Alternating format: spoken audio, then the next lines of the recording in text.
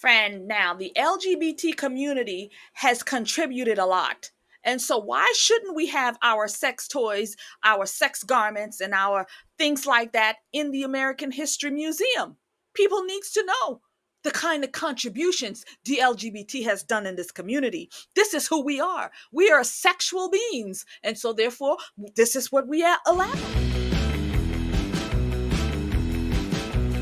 President Donald Trump has decided he is going to crack the whip on these woke museums, the Smithsonian to be exact.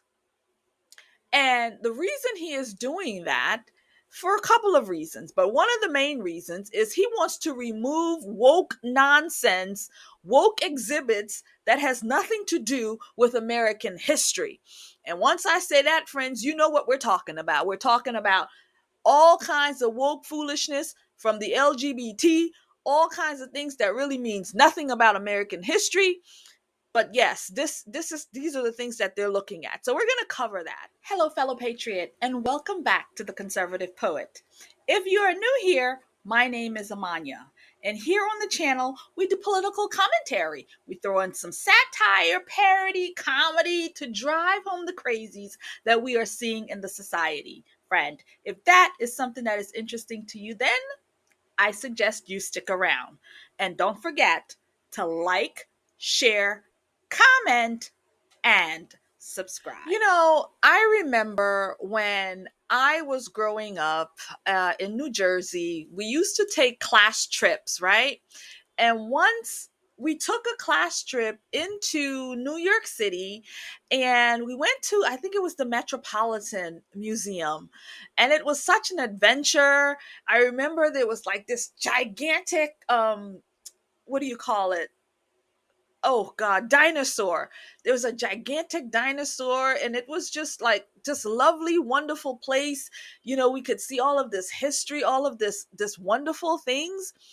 And and I loved museums, and it became a part of me. I love art, and so I would go to museums and art as I was getting older. I love art, and I love that. And that's why it sickens me to see this crazy story about what they're actually exhibiting in the Smithsonian Museum. Now, I've never been to the Smithsonian Museum, and I doubt I ever will, because I doubt I'll ever be stepping foot into the swamp again. I don't know. We'll see what God has planned. But friends, the woke Smithsonian has displays of sexual garments. What does that have to do with American history? What does that have to do with history? We know that, yes, homosexuals have always been a part of the society. If you remember, during Noah's Ark age, no, during the Sodom and Gomorrah stage, when Father bombed it, do you remember that when he destroyed it? Yes, homosexuality has always been here. It's always been here.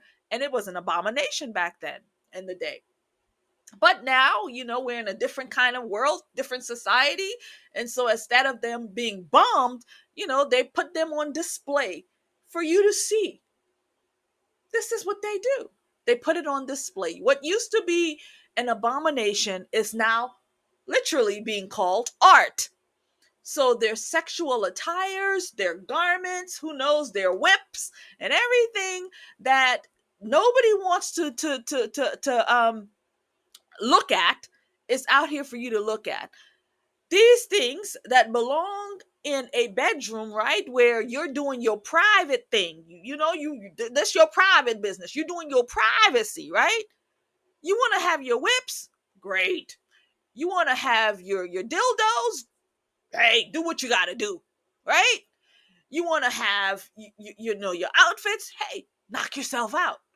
But that's your business. That's in your business. That's your private business. That's in your bedroom. That's in your closet. You keep it there. But no, they say, well, we homosexuals have been a part of America, so therefore this is what they represent. they only represent sex, right? Or sex, immoral sex. So they display immoral sex. So this is what President Trump is saying. Yeah, this is about your sexuality. This is about your sex habits. This ain't American history. So we don't want this displayed. This is a place where children comes. This is a place where people come, where we have visitors from other countries come, and this is what they're going to be looking at? I don't think so. You're not going to get American tax dollars to fund this thing. And so, of course, everybody's up in arms. They're upset. So, we're going to get deep into that from the liberal perspective right now. Thank you, everyone who has been supporting the conservative poet. I really, I owe you a debt of gratitude. And if you haven't supported the channel, you can do so now. We have new merch that you can purchase, candles, mugs, all kinds of great merch. Please visit theorlandopatriot.com and get yourself 30% off. Thank you so much. What are they getting wrong about what the president is trying to do at the Smithsonian museums here in D.C.? So thanks for having me. As the president truthed out the other day, the Smithsonian has gone too woke. I mean, just to put it frankly. So what we're doing, we sent a letter to the leadership at the Smithsonian requesting a content review of everything. I don't think there's ever been an audit of the Smithsonian, and so we're just requesting a review of all of the exhibits and content and information as to how these curators end up writing these ideologically charged placards next to these artifacts. And I think what the critics are getting wrong is this is not about whitewashing at all, which is what we're being accused of. This is about giving the full context. So if you're going to talk about slavery, for instance, of course you can talk about the struggles and the injustice, but you should also talk about the triumph. Slavery is 100% a part of our history, but so is the fight to overcome it, and I think both deserve to be told side by side. They certainly do. You mentioned something interesting there. You said you don't think the Smithsonians have ever really had an audit. Why is now important for accountability, and why is that context that you just talked about crucial at this point in time in our nation's history? Well, it goes in line with what the president is doing with getting woke ideology out of universities. And I think with President Trump in office, now is the best time ever to really take back the culture and the pride in America and America exceptionalism. We, in the last 20 to 30 years, I think the education system as a whole has really undermined America and has taught students to hate America. And I think the Smithsonian is really a microcosm of the education system as a whole. You know, it's our nation's history vault. It houses all of the artifacts dating back to the beginning of our country's founding. And so I think it's important to reignite American pride, American excellence, and show kids that American greatness and, you know, the American dream is really possible here. So, as you just saw, the administration just explained exactly why they are doing this, right? But now we're going to take it from the liberal perspective Democrat point of view. Let's get it. So, we are going to take this story from The Guardian, and it reads, it says, here's its woke title: Why Trump's Anti-Woke Attacks on the Smithsonian Matters. And they says, the president's assault on U.S. museums, educations, and memory is critical dimension of his fascist aim. And they say, as this picture says, fascism is always and has a central cultural component. In a letter sent to the Smithsonian Secretary Lonnie G. Brunch III on August 2nd, on August 12th, the Trump administration announced its plans to replace all Smithsonian exhibits deemed as divisive or ideological with descriptions deemed as historical and constructive. On The 21st of August, just 9 days later, the White House published a list of said offending fixtures, the majority of which includes exhibits, programming, and artwork that highlight the Black, Latino, and LGBTQ perspectives on American projects. Boy, I tell you, they go in deep. And you know what I really love is how they highlight, oh, it's blacks, Latinos, and LGBT. Oh, those are the marginalized people that Donald Trump is taking advantage of. He wants to erase the marginalized people. He wants to erase that. And we cannot stand that because they're trying to erase democracy in America. And these people had fought and they've done things. They've highlighted, they've done great things in history. The LGBT, it is absolutely disgusting to me because what they do is, once again, they throw black people out there, black faces, of course, and of course they tie in the people of color, and then they tie in the LGBT X, Y, and Z. So now it's this whole bucket of, marginalized people. And so now, but of course the black person is the face of it because blacks, and of course black history, he's trying to remove blacks from black history, and he's trying to remove the Negro, and he's trying to do this, and so of course now they want the blacks to be riled up. They want Al Sharpton out here boo-hoo whining and crying. They want these people out here, the NAACP, to come out to do, oh, Trump is trying to erase Negro history. And this is what they do. This is what they do. But, friends, not all of us blacks feel that way. And I have a couple of blacks that had something to say to President Trump, who had something to say on this subject in reference to the Smithsonian and what they're doing. And again, putting this thing as a black history being erased type narrative.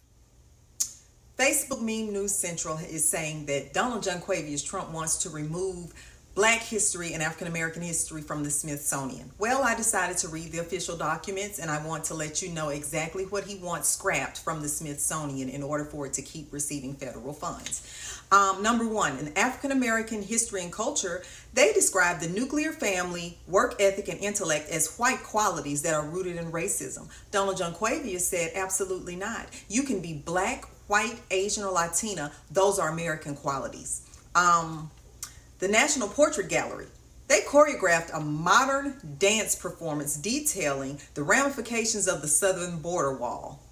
They also have art portraying illegal border crossings. We all knew that President Trump was against the illegal border crossings, so I don't understand what the problem is with that. Okay, next, the American History Museum. He said, take the pride flag down because your sexuality has nothing to do with American history. And he said, scrap the LGBTQ history because it's about American history. It has no bearing on what your sexuality is because that has no bearing on who you are as a human being and as an American. The National Museum of African Art, they have an underwater kingdom of pregnant women thrown overboard during the Middle Passage. Well, we want the history to be accurate and factual, so that part has to go. The National Museum of the American Latina. It features content from a disabled plus-size actress and an ambulatory wheelchair user who educate on identity, being Latino, Latina, LGBTQ, and disabled. I can't give you an answer as to why that was even there. They also rewrote the Texas Revolution as a fight about slavery instead of Texan independence from Mexico. So the whole point is, if we're going to tell history, if it's going to be a museum, especially one that is federally funded, it's going to have to be accurate and it's going to have to tell the truth. So you just got the tea from my fellow patriot sister there, dropping the facts. And you know, another fact is Donald Trump's promises made, promises kept, because that is what we are literally seeing in this moment. He is removing wokeness from our institutions. Why should our taxpayer money go to fund people's projects of having sexual toys, having pride flags, and so on in our museum of history? These things are not history. These things belong in your sacred altars and your sacred bedrooms, right? Not on display in our historic museums. So I am glad that Donald Trump is yet once again taking on promises made, promises kept, and removing these people, removing these institutions, or shutting them down. Our taxpaying money does not go to them, right? Our money does not go to them. So thank you, Donald J. Trump. Thank you for doing exactly what we, the people, voted for. This is what we voted for. This is what we voted for. This is what we voted for. Thank you. The last clip that I want to leave you with for this portion of the show is of a patriot who is actually urging President Trump to acknowledge the abolitionists that did help, the white abolitionists, I should say, because in this moment, the color is very, very important, because white abolitionists, they don't really talk about that as if, you know, all the whites were out here enslaving people. No, there were whites who were killed, who were beaten, who suffered to help free black people. And I don't think they had a Democrat or a D next to their names back then, right? Because they were the one doing the whipping. I'm just saying. But he is urging President Trump to not to forget these parts of our history, because again, they have literally been put to the side where they never talk about it. So, brother, thank you for acknowledging that. And I'm going to leave you with that, brother, giving you a little bit of good news and some bad news, but still it's news that we should really remember that there were abolitionists who did save and help other Americans. I just want to give a quick message and say this. I show up here because it's a calling. It's not just content, it's more than that. And so if you want to support me here, wonderful. If you want to subscribe, awesome.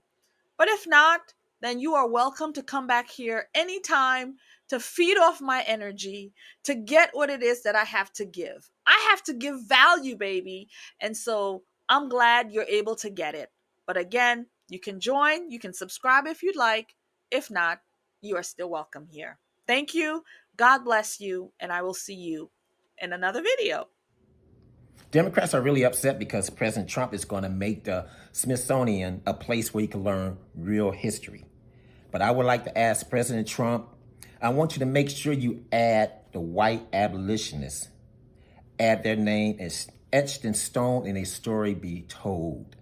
And I'm going to tell you this. This book right here is 1905, From Colored American to Slavery to Honorable Citizen. They have a lot of stories about white abolitionists, the contribution they gave to free Americans. And one guy I'm going to read to you about is Calvin Fairbanks.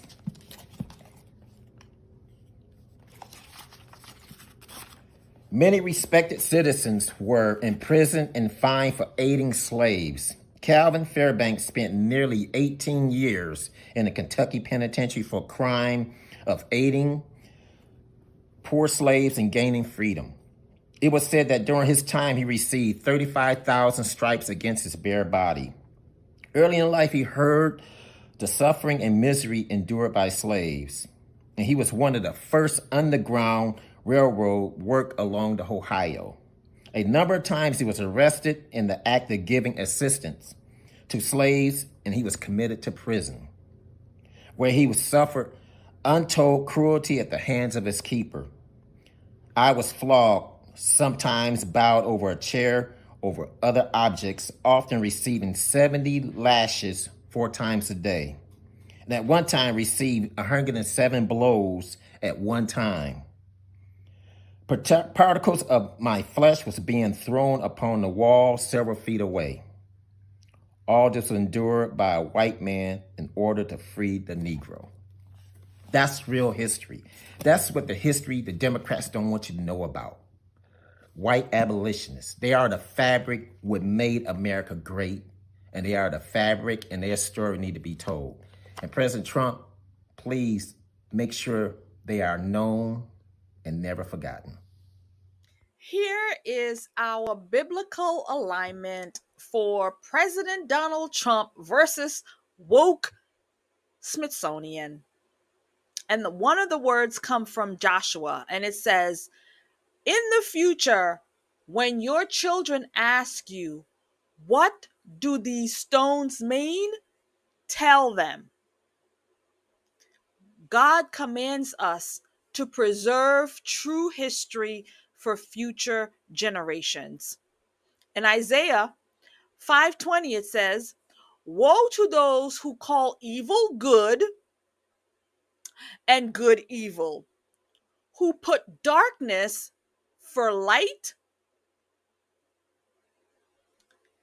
and light for darkness." Rewriting and sanitizing history is deception. It's wrong. In Psalm 78:4, it tells us, we will not hide them from their descendants. We will tell the next generation the praiseworthy deeds of the Lord. So, erasing history robs our children of wisdom. So, for my final thoughts, history isn't always pretty, right? There's ugly moments. Yeah, slavery was horrible. There's been a lot of bad moments. But it is history. And we just need to learn from it and do better in moving towards our future. So nobody's saying forget history, but we need to correctly state all of it. The good, the bad, and of course, the ugly. So, friend, I do have a short poem to go along with Trump versus woke Smithsonian, and it's called Tell Them. Erase the past and blind the youth. You bury wisdom, you kill the truth. But God commands, remember well the stories futures hearts must tell. The future belongs to the youngins. The future belongs to our youth. So tell them, tell them, tell them.